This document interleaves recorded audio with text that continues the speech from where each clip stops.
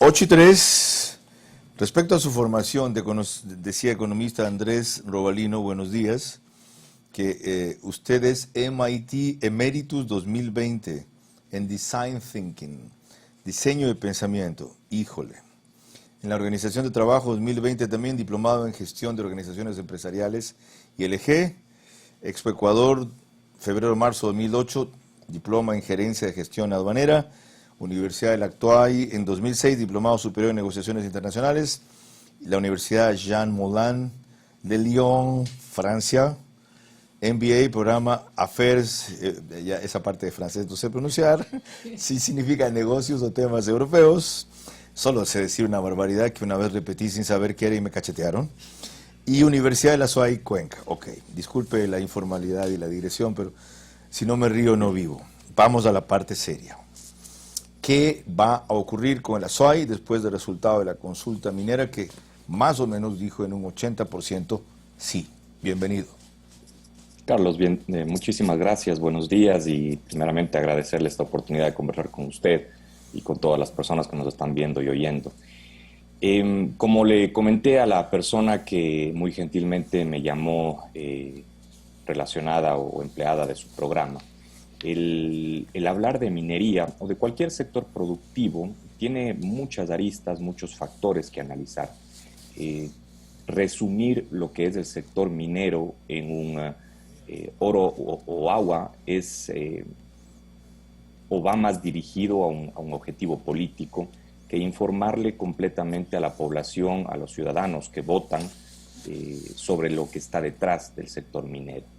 Y usted no me va a dejar mentir, Carlos, el Ecuador tiene una ley minera hace pocos años, pero el Ecuador minero es hace décadas. Es decir, no se necesitó una ley para generar minería y penosamente mucha de esa minería es informal, es ilegal, con todos los impactos sociales que eso significa. Nosotros como sector productivo obviamente siempre lo hemos hecho y siempre lo haremos, apoyaremos y respaldaremos al sector formal en la parte productiva. Todos los que quieren cumplir con la ley, sea esta ambiental, tributaria, laboral, etc. Y con esta lógica o ese principio vamos y hemos estado defendiendo al sector de minería formal, sector que tiene concesiones ya firmadas y aprobadas por el gobierno nacional, concesiones que, según la Corte Constitucional, cuando fue aprobada esta consulta popular, no podían ser eliminadas, ya que la ley no es retroactiva, y eso fue inclusive indicado en la misma consulta del 7 de febrero. A ver, cuando prosigamos por allí. Si bien el efecto de la consulta no es retroactivo, hay por lo menos 2 proyectos mineros que no están todavía en fase de explotación, sino de exploración y evaluación económica. ¿Esos tendrían que suspenderse? No, para nada, porque según la ley minera, cuando usted entrega la concesión, entrega para cumplir con todo el proceso, todas las etapas de la minería, que es de exploración, explotación y comercialización. Yo le voy a hacer una pregunta a Carlos. Si usted es un inversionista y usted solicita el iniciar un proceso de análisis de un estudio de mercado de un nuevo canal, ¿cuál es su objetivo? Hacer ese canal, un canal televisivo, pero obviamente no solamente el estudio, sino generar la empresa, crear la empresa, generar programas y comercializar los programas. Nadie en su sano juicio estaría pensando en iniciar un proceso de exploración si no tiene ya realizado estudios previos para poder invertir, porque los procesos de exploración son costosos. Por esa razón, la ley minera es muy clara. En un proceso de concesión o una concesión minera está incluido exploración, explotación y comercialización. Por lo tanto, la consulta popular, que nosotros sabíamos, porque en todos los países que se ha realizado, salía obviamente en contra del sector minero, no puede ir o no puede terminar la concesión, ya que se generarían unas demandas internacionales bastante fuertes que también Ecuador nunca las ha ganado. Resulta entonces que el 80% de la SUAY dice no a la minería que comprometa fuentes de agua y no puede afectar a nada. Exactamente, y eso es lo que le indicamos al alcalde. ¿Ninguna concesión, ningún proyecto, a nada? De aquí al futuro, por supuesto, pero de aquí al pasado, el pasado no se lo puede cambiar. Insisto, la ley no es retroactiva. ¿Y si prueban que esos proyectos están afectando fuentes de agua? Yo le voy a comentar algo, le voy a hacer un ejemplo. En los años 90 se decía que el sector industrial de Cuenca era el que más contaminaba. La alcaldía, no esta, sino la anterior, hizo unos estudios con la Corporación Andina de Fomento y se confirmó que aunque el sector productivo es el que genera el 65% del empleo, no está ni entre los dos primeros que contamina. Hay mucha información que a veces los políticos no la exponen porque no es políticamente correcto. El gobierno anterior pasó diciendo durante todas sus sabatinas los malos explotadores que era el sector productivo, los empresarios, y eso obviamente generó distanciamiento, generó diferenciación, generó separación a una actividad que es completamente formal, que genera el 95% de empleo. En Cuenca es exactamente igual. Cuenca vive de la industria, siempre ha sido así, los últimos 60, 70 años, y Cuenca no es o no se contamina por la industria o sus chimeneas, se contamina por el transporte en un 50%. Ya. En esa misma lógica, y por eso yo inicié con esto, para hablar del sector minero se tiene que analizar muchas cosas, algunas que tienen un efecto medioambiental, toda actividad productiva tiene un efecto medioambiental, pero no se ha analizado el tema positivo que puede generar el sector minero y que el alcalde o sus concejales que estuvieron detrás de la consulta no han podido presentar propuestas de reactivar a la economía de Cuenca. Bien, vamos con Verónica Cuello, que lo he estado escuchando con atención y tiene inquietudes adicionales para usted. Son las 8:09, les recuerdo que estamos con el economista Andrés Robalino, quien es presidente de la Cámara de Industrias de la SUAY. Economista, buenos días. En la consulta se pronunciaron en contra de la minería, pero ¿cómo van a hacer con todos esos ingresos económicos que provenía de ella? Verónica, buenos días. Justamente estaba pensando en un ejemplo para su pregunta, coincidencialmente, y le voy a poner el ejemplo de lo que sucedió con la consulta popular hecha por el gobierno pasado en relación a las corridas de toro. Con esto no estoy diciendo, no estoy ni a favor ni en contra, y ahí está justamente la lógica. Cuando se hizo esta consulta, los ciudadanos en Quito dijeron, no, nosotros no estamos de acuerdo que se hagan esas corridas de toros. Pero ¿qué es lo que un gobierno responsable debe hacer? Si es que genera una consulta para tomar una decisión, esa decisión tiene varios efectos. Uno fue el económico. ¿Cuántos miles de millones de dólares ha perdido Quito y empleos cuando se terminaron las corridas de toro? Insisto, con esto no estoy diciendo que regresen, sino el efecto que tuvo. Y nadie analizó eso. Se perdieron empleos, se perdieron empresas, y no hubo una propuesta por parte del gobierno en su momento en decir, bueno, vamos a retirar esto porque nuestra convicción es esto, pero presentamos o proponemos generar este tipo de actividades en las fiestas de Quito. Eso es lo que puede suceder aquí en la ciudad de Cuenca. La posición política de las autoridades, tanto del exprefecto como del actual alcalde, fue generar esta consulta popular.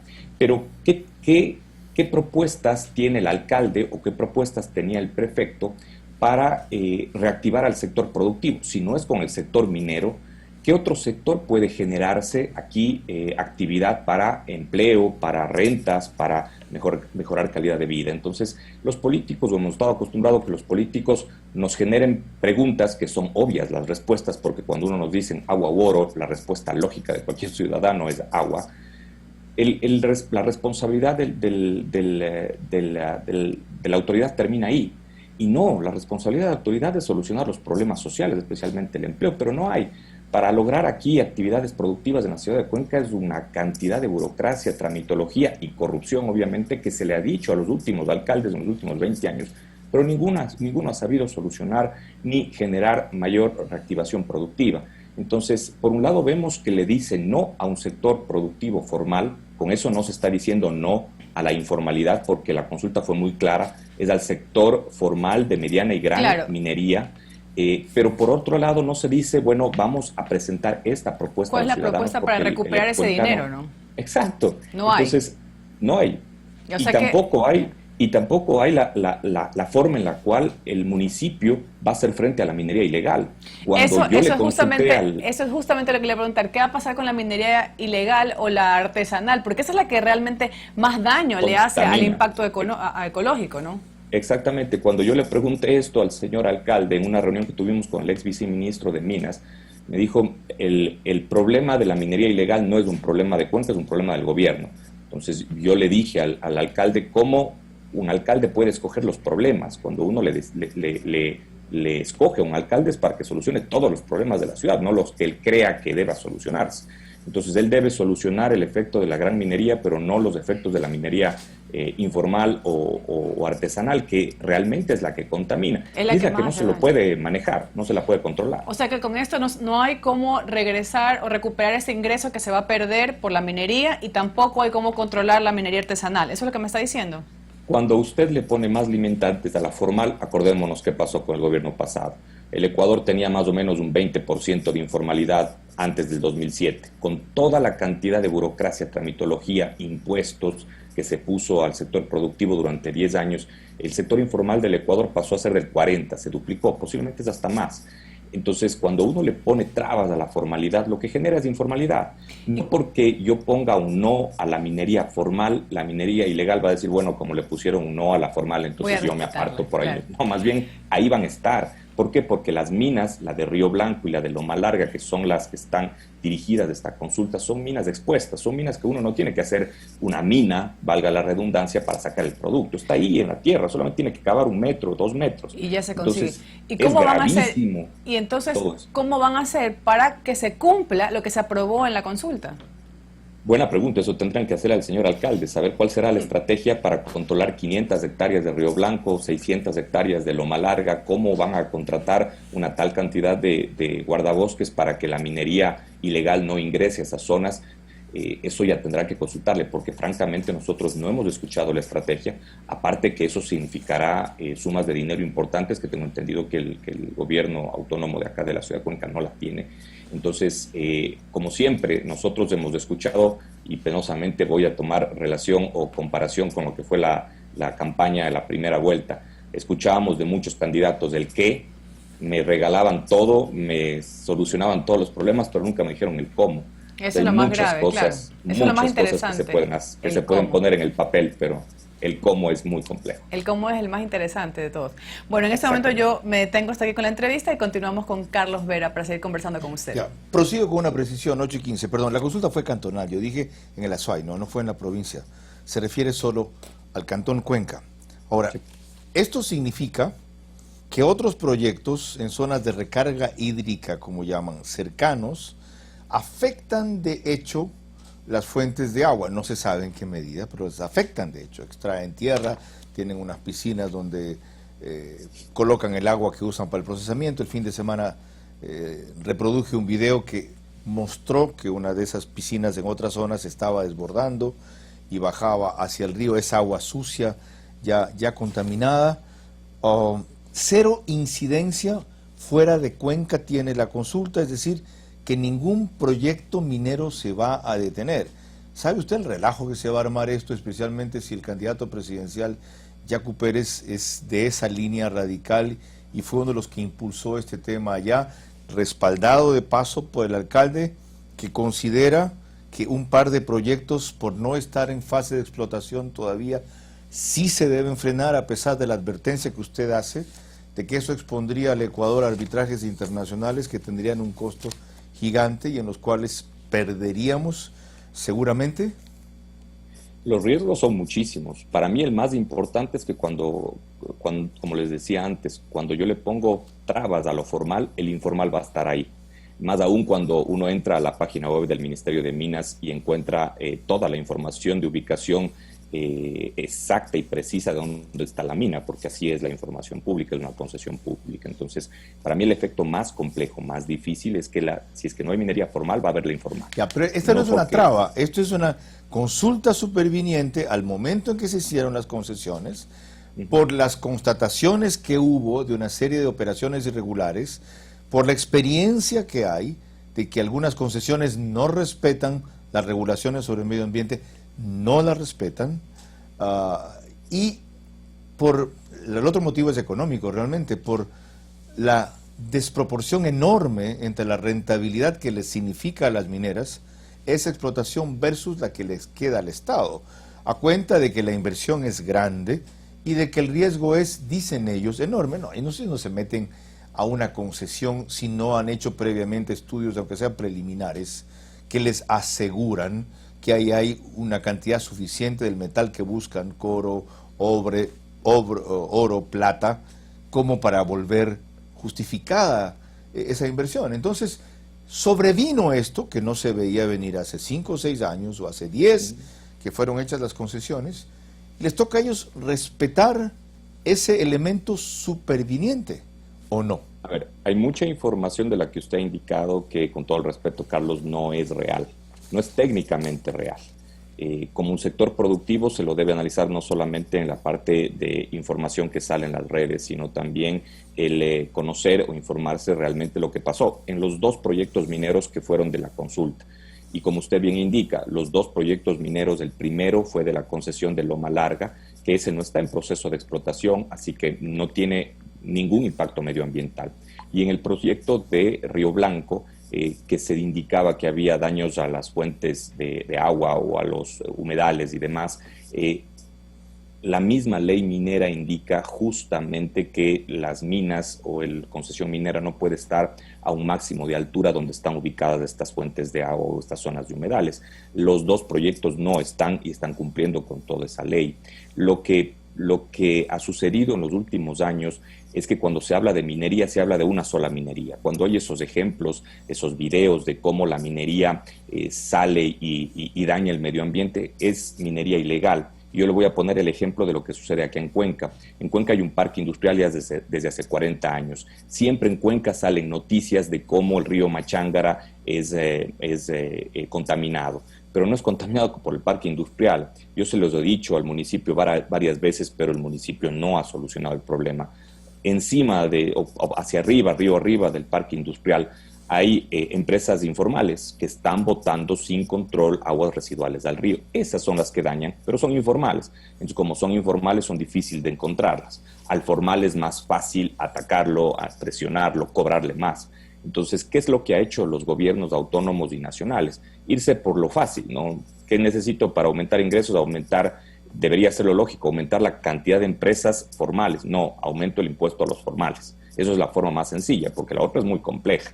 Yo siempre he dicho, ingresen a la bahía de Guayaquil a controlar las etiquetas de los productos textiles, a ver qué les pasa. Pero si ingresan a cualquier centro comercial, no va a haber problema. En la bahía les salen heridos y muertos, pero en las actividades formales no. Justamente ahí está una de las principales razones por las cuales el sector minero tiene que analizárselo de una forma completamente amplia, con diferentes factores que es parte de toda actividad productiva. Es evidente que tenemos visiones discrepantes.